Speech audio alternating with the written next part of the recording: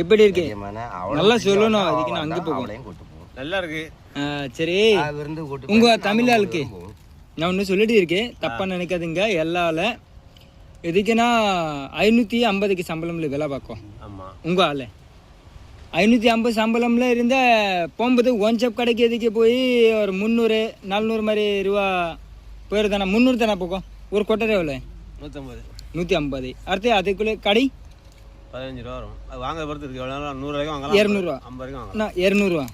இங்கிட்ட 550க்கு சம்பளம்ல வேலை பார்த்துட்டு 200 ரூபா அங்கே ஒன் ஷாப் கடைக்கு களி பண்ணிட்டு வீட்டில் போனதானே பொண்டாட்டி சண்டை படமா? என்ன படம்? சண்டை படம் தானா? அதே தான். இப்போ ஹிந்திக்கார ஆளே வேலை பார்க்கும்போது ஒரு 500 பிடிங்கண்ணே. 500னா 500 நிற்கும் கையில். இதுக்கு நான்